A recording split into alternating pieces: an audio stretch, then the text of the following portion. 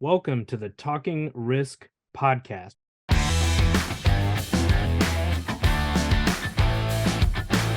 We discuss all things risk, hazard mitigation, insurtech, industry insights, and more. I'm your host, Brian Harris, Risk Control Director with FCCI Insurance Group. Welcome back, everybody. Episode number 8 here on Talking Risk.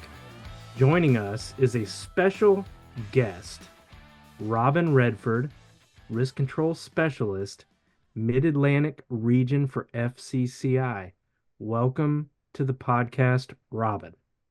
Well, thank you, Brian, and good afternoon. Winter topics are very interesting for safety. We could probably talk for hours on end. Very pleased to be here to share some safety perspectives on winter driving and various other winter preparedness. Little background about myself. I've been in the profession for about 30 years, started out at VCU in Richmond, Virginia, studying under some OSHA administrators, actually, that became my mentors. Started out in insurance with another carrier quite a few years ago, maybe a couple decades. Traversed through some areas with winter weather, including Pennsylvania and Ohio and Michigan. So I have a couple of stories I could even share about that as far as how the weather can change from Columbus to even Sandusky or Toledo, right around the lake. So I'm glad to be here and look forward to, again, sharing our risk and safety perspectives. And I do also, again, for a little sense of humor, I do have an identical twin who started in the profession prior to me. I was doing other things. She started out in the safety profession about 10 years prior to me, and I followed in her footsteps and actually did my internship with her at GE Lighting a million years ago. So just a little, you can't make this up. So we're both still in insurance, safety and risk now, and she works for another carrier in Ohio. A couple things I want to ask you about that, Robin, before we actually get into the meat of what we're talking about today. Did you grow up in Virginia? Where were you born and raised? I was born in Richmond, Virginia, and at a small, young age of 6 months, we went to Wilmington, Delaware for a couple of years and moved right back to Richmond, Virginia in the same county. I'm a Florida native living in Tennessee. Lived a couple years in Michigan, did risk control up there. So have some experience with snow and ice, and just like you and I were talking about earlier, a couple weeks ago here in Tennessee, we had a terrible cold spell that was rain, snow, ice, thaw, ice, and it just kept packing and packing and packing, and it was pretty treacherous. So we at FCCI, we write insurance from the Gulf Coast to the Great Lakes and then over to the Atlantic Ocean. So we have customers in all parts of the United States that experience a variety of weather conditions, and even our friends down in the Southwest region in Texas can get these winter Arctic weather blasts as well.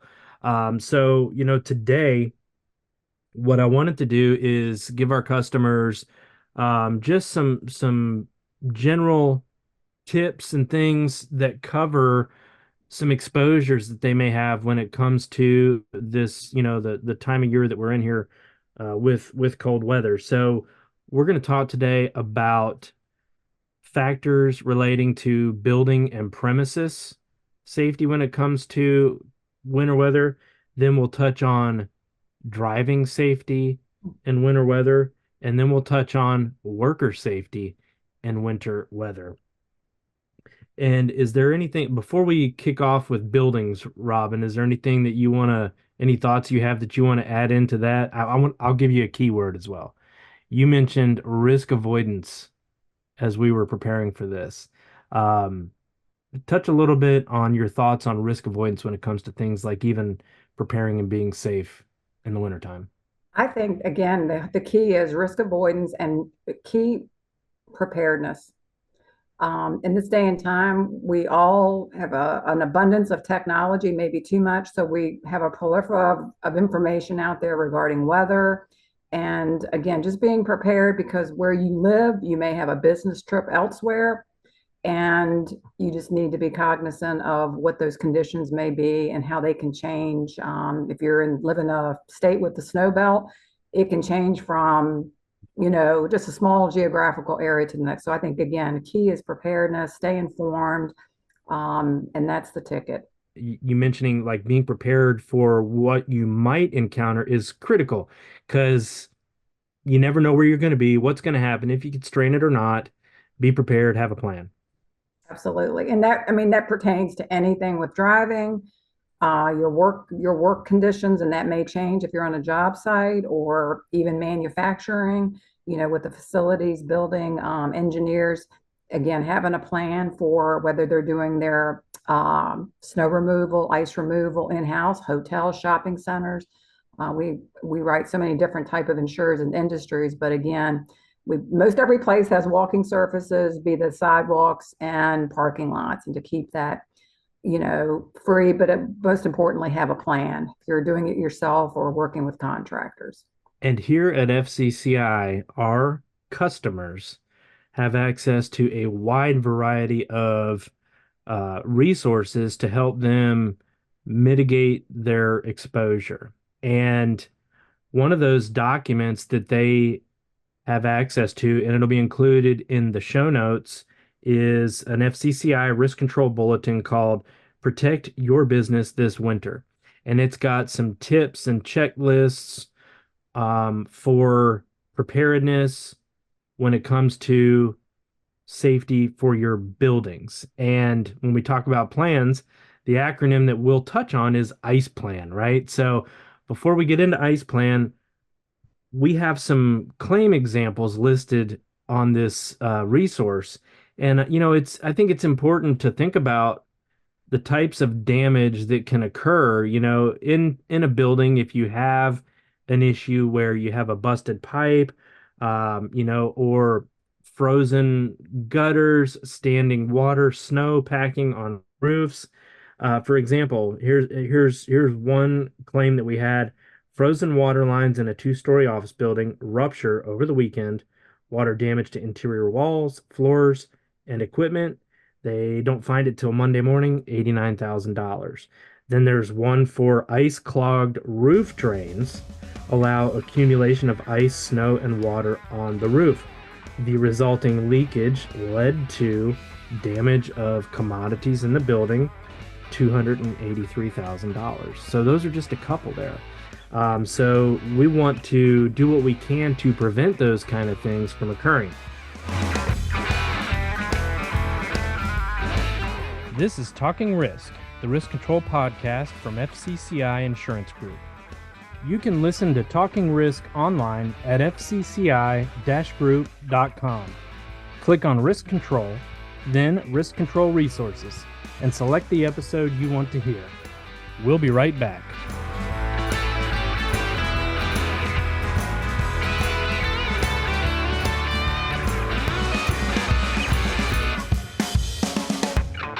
Let us cover the ICE plan. ICEPLAN. I'm going to take ICE and Robin's going to take plan.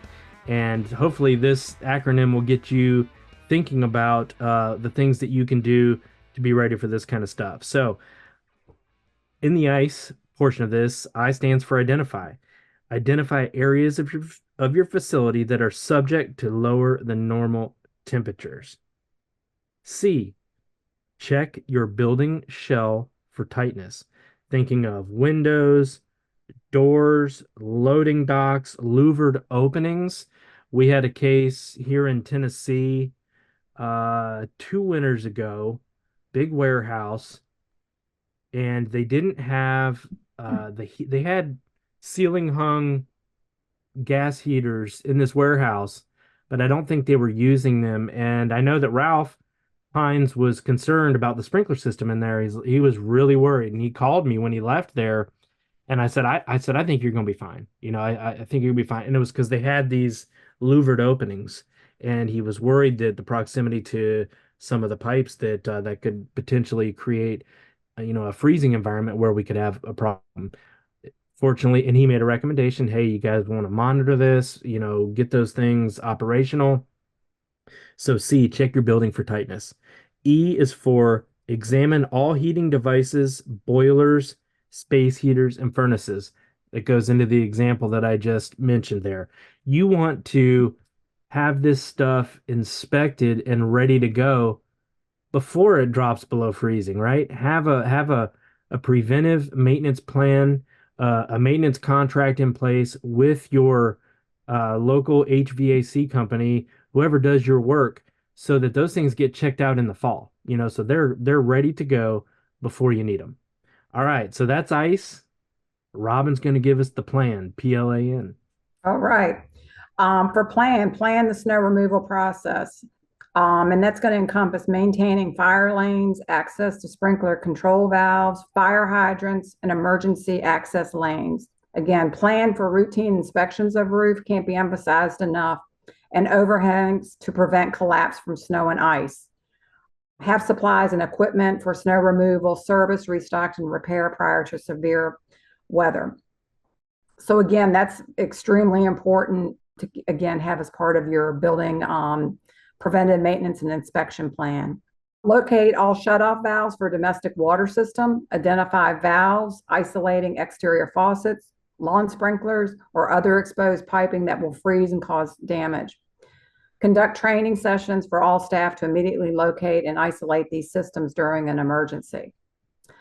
Administer a comprehensive emergency plan for Arctic weather. This should include around-the-clock building monitoring, placing additional heating equipment in service, isolating freeze-prone systems, and monitoring snow buildup on roofs and overhangs. Again, can't be emphasized enough. And that also is part of your building inspection and maintenance plan. Just an ongoing roof inspection is paramount. Avoid water pooling, snow, ice, and potential collapse. Routine draining of dry pipe sprinkler low points should also be included. And the N is for notify your plant emergency team of the actions to be taken during extreme weather. Again, have a plan, and notification is critical. Designate someone to be responsible for weather monitoring and alerting the staff to implement specific strategic action plans. Have emergency contact lists updated so plant staff can respond quickly to prepare for a storm or conduct salvage operations at the time of loss. Ice plan. It's all about the plan, right? Correct. Have a plan in place, train the employees, and then be ready to execute your plan so that you're not caught off guard. And as Brian was just saying, we talk about training that is so important. And when I'm working with our insureds, I'm one of those repetition is good for all of us. And training, I sometimes also add the word for emergency preparedness. We all need, you can call it, situation to increase that situational awareness, doing simulations. And if you don't practice, rehearse those procedures in any event of an emergency, and it could even be a weather-related incident. Human beings, if they're not conditioned, haven't been trained, simulated, they go into a fight, flight, or freeze, no pun intended. So it's important to do those simulations so that people aren't running around during a storm, be it a weather storm as well, and not knowing what to do. So again, planning and then practicing and executing that plan. Thank you, It's Brian. almost like you're building the muscle memory. You think of you're going to perform like you practice, and Absolutely. same thing applies to this, right? Absolutely. We All love right. So, muscle memory. so our customers, like I mentioned in the show notes, you have access to this winter preparedness bulletin from FCCI Risk Control. Included in there is a winter weather checklist. If you don't already have something to be able, to use when you're preparing your facility, we've already done it for you. So you can find that in there, as well as some information on roof inspections. And then the next topic in our podcast, we're going to cover driving safely in winter weather. And I'll think, I will give an example, and then Robin's going to take this one away, and this is going to be her forte. She's going to give us her solutions for getting from point A to point B in the wintertime. So my story is back when we were dealing with all this ice a couple weeks ago. My wife gets a call from one of our friends in Ashland City, Tennessee. It's about 8 miles from where I live. as the crow flies. It takes generally like 20 minutes to get from our house to theirs. Well, there's snow, there's ice out there, and I'm talking like, 5 inches of snow, which is a lot for us, and the ice. So they had a cat that was stuck in a tree. And so my wife is talking to her friend. Their cat is stuck in the tree. It won't come down. It got scared up there by some dogs.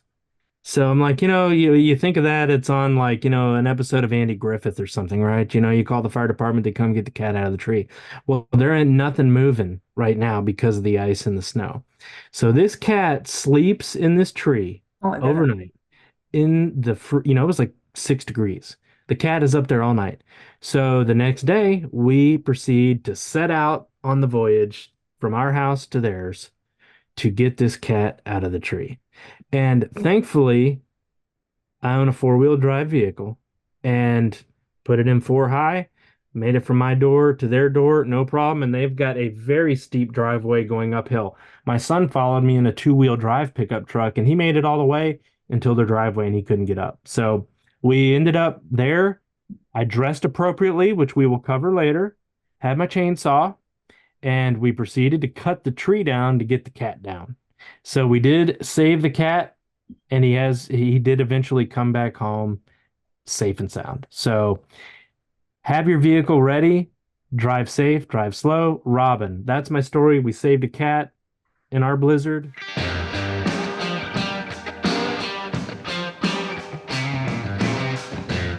If there's a risk control topic you'd like us to cover, or if you have questions about FCCI's risk control services, send us an email, info@fcci-group.com. FCCI Insurance Group is a multi-regional provider of comprehensive property and casualty insurance and surety products. We cover businesses in 20 states plus Washington, D.C. Our local presence, service, and expertise combined with the knowledge and relationships of our independent agency partners creates a winning combination that sets us apart. To find an FCCI agent partner, visit our website at fcci-group.com and click Find an Agent. Are you an agent interested in working with FCCI? Visit our website at fcci-group.com and click on For Agents.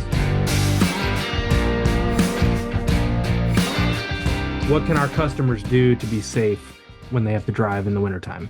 Again, can't say enough about winter driving and being prepared. As we talked about earlier, you could live in Michigan, maybe Wyoming, and you may have a business trip elsewhere. And for you, it may not be a big deal driving in conditions such as snow. A lot of places, I lived in Michigan outside of Detroit, and people said, well, how did you handle it? And I said, well, I never had a problem. They knew how to deal with it. They cleared the roads and basically it was a non-issue. There was no ice or snow on the interstates or any of the roads. I currently live in Virginia and we don't get a lot of snow. So I think a lot of people they're not experienced driving in the snow. So again, we can't say enough about how important it is to be prepared.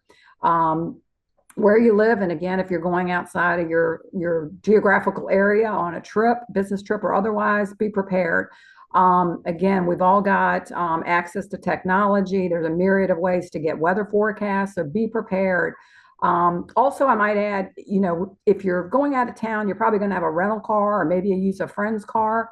All vehicles are different, especially with the technology on the vehicles today. You may be used to an older vehicle like my GTO that I really don't have, my virtual dream car. So every car is different. So you need to be familiar with how it's going to handle in the weather as well as the snow and ice. So again, be prepared. When you're listening to a forecast, if it's something, a big weather storm, blizzard, one might ask, do I need to make this trip? If it's going to be a blizzard, it's probably not a good idea to make that trip. Other, snowstorms may not be as severe, but again, being prepared, making sure your vehicle is winterized, that it's got the washer fluid, the de-icing, the windshield wipers. You do not want to find out during a snowstorm when you put your windshield wipers on that they're brittle, cracked, and they may even split, and one might even I'm not going to say completely break off, but a piece of it may, or it may get stuck to the windshield. So again, make sure those windshield wipers are in good condition. Again, the proper fluid. It's really important to also consider, we should always have an ice scraper and a snow brush. And I would also add in the trunk of the vehicle, you really want to have prepare for an emergency. I mean, anything could happen. You could get caught in a big storm. So you want to make sure you've got some blankets and food and water. I mean, those things can happen, even a snow shovel. I'll add this really quick. Years ago, and it was many years ago, I was working in Ohio and I lived in Columbus, and I was brand new to the area and was traveling up to like the Sandusky area close to the lake. Check the weather. And this was before a lot of the technology. And literally the weather changed in an hour to freezing rain. And then I got caught in a blizzard, a whiteout. And I was back in the rural roads country. Now, thank goodness I was behind some 18-wheelers. So I at least had my sense of me. I did have water, food, but it was not a pleasant experience, but I learned a lot firsthand. And again, that's been a couple decades ago. So again, you can't be too prepared. You need to make sure the vehicle's in good condition. And again, have some emergency equipment and food and water if it's going to be extremely, inclement weather. I would say also keep in mind that, you're going to have reduced visibility. Again, you need to just make sure you're adjusting your speed for those conditions.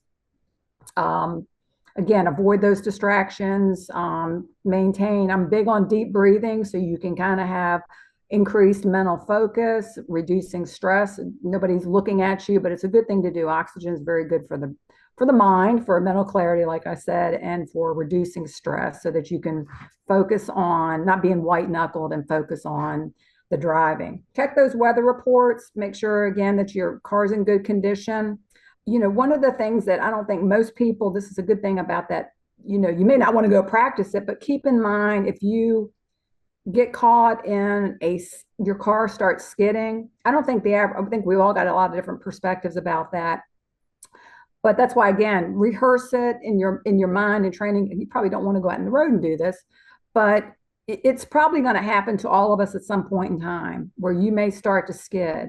And it's important to remember, stay calm. And it's counterintuitive for human behavior to take one's foot off the gas and the brake and to steer the vehicle, to have the front end of the vehicle to go in the direction of the skid. That is I repeat that, counterintuitive to most human behavior unless you're trained on that. And then it's called steering into the skid. So that's really important. Hopefully nobody has to do that, but it's one of those things, if you start skidding, I think most people are going to hit the brakes. And you're going to fishtail, and God only knows where you're going to end up going, heaven forbid. So again, I add that on there as well. That's pretty much the highlights. Brian, is there anything else I may have missed on that? Again, be prepared, practice. And again, we've all got I keep emphasizing the technology is a good thing because the weather can change on a dime. It does in Virginia as it does in many other places. I think you hit it, Robin. Prepare the vehicle in advance, prepare yourself in advance, have that emergency kit and supplies. Take your time. Avoid the trip if it's going to be bad and you don't have to go, avoid it. But if you do go, you take these steps and just drive safe, slow down, ease into the red light as you're slowing down, ease into the accelerator at the green light. Do those things. You perform as you practice. So thank you, Robin, for covering those safe tips for, driving in the wintertime. At FCCI, risk is our business. We provide services that help business owners better understand and minimize the losses they face every day. Our experienced and credentialed professionals have worked in a wide variety of industries, including agriculture, construction, manufacturing, retail, service, and wholesale distributing. FCCI's risk control consultants meet directly with policyholders to learn the unique nature of their business, combine individual recommendations with online resources and tools to create a custom-tailored plan. Our risk control programs provide clear goals, action plans, and survey schedules to help policyholders accomplish their safety objectives. To learn more about FCCI's risk control resources, contact your agent or visit our website, www.fcci-group.com, and click on risk control. We'll be right back. The last thing we'll cover briefly here is working safely in the cold weather. A lot of our customers are in the construction trades. We have a lot of workers that are outside in winter weather conditions. So, and there's really, that's just the way it is. I mean, there's no way around it. The work has to be done. If you're going to be working outside, there are still things that you can do to minimize the risk for accident and injury. So there is going to be in the show notes a working safely in cold weather OSHA alert bulletin, and it's got a few things here that, and I'll highlight them and kick them over to Robin for any comments. The first thing up is know the symptoms of cold stress. And Robin, earlier you had talked about the different things, frostbite, hypothermia. Is there anything you'd like to add in there? I think again, just being aware of what those risks are: hypothermia, frostbite. Hopefully, nobody's ever experienced that. But again, it's all as we're talking about the planning and prevention. As you said, we have a lot of people that work in, be it agriculture and, and especially in construction, dressing in layers, having the proper insulated pants, jackets, dressing in layers, the gloves, so that you again maintain the body temperature at core as much as you can, and also staying dry. So when you start, people are working, and if they, again, if they step in any water or a puddle, or if there starts to be a little bit of precipitation, that's the last thing you want is cold weather and the clothes to become damp, because then the person's risk for getting cold stress is going to be exacerbated. So, talk a little bit about the importance of even staying hydrated in the wintertime. Yeah, and it's a really good point. I'm glad you're directing our listeners to the OSHA, the guidance on working in outdoors and for cold stress. I don't think we would all think about that. We think more heat stress for hydration, but the body also can become dehydrated. Again, working, you're expending energy, and there's going to be sweat. So, regardless of the temperature. So again, hydration is paramount, to keep that person so they don't, become sick, become faint, and it may even exacerbate some, pre-existing conditions that person may have with that extreme temperature change. And again, hydration is just important. And again, I can't emphasize enough.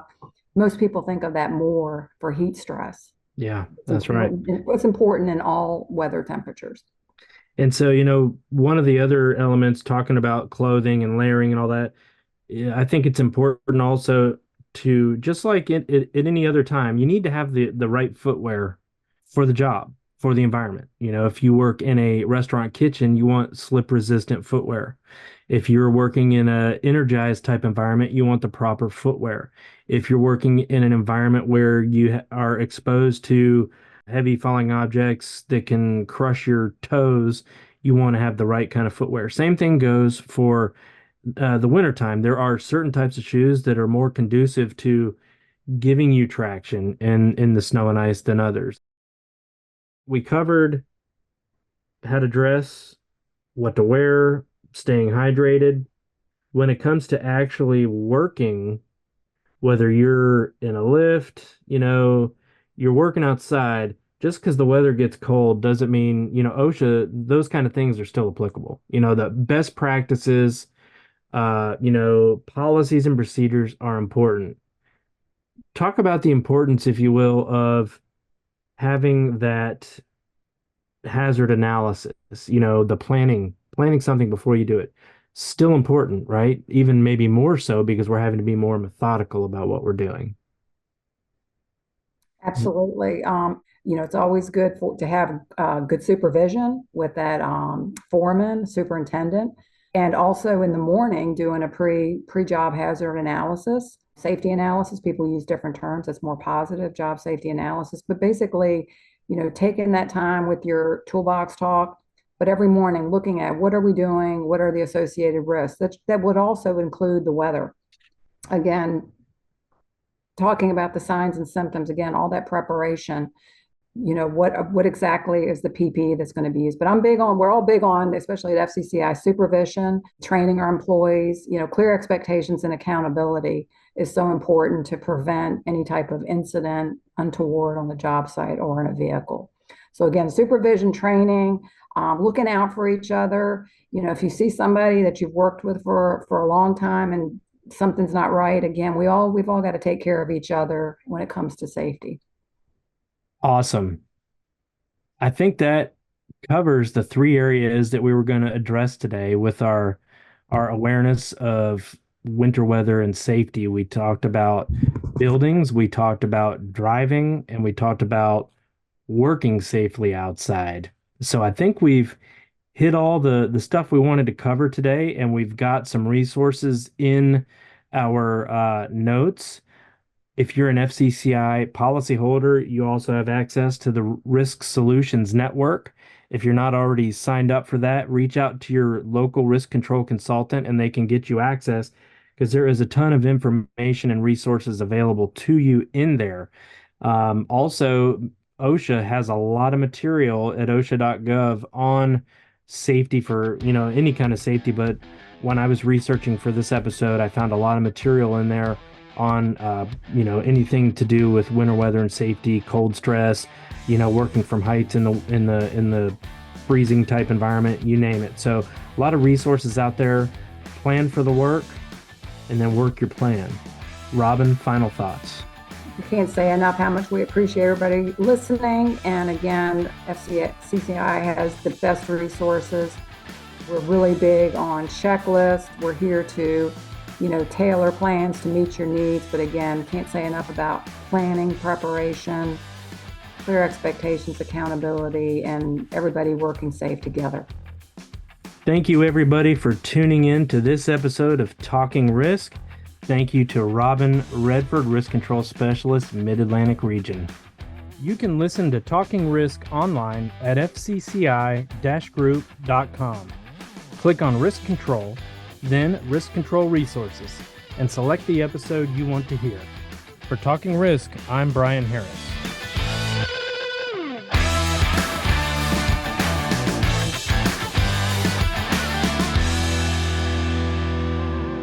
Recording copyright FCCI Services Inc. 2022. The opinions expressed in this recording don't necessarily represent those of FCCI, its personnel, or affiliates. This recording is provided for informational purposes only, does not attempt to identify all potential hazards or remedial actions, and is not intended as legal or professional advice. FCCI, its personnel, and affiliates shall not be liable for any loss, death, damage, or expense arising out of your reliance upon this recording. You are solely responsible for complying with applicable law, including any changes in the law, and for the safety of your operations. Please consult your legal advisor with any questions or concerns.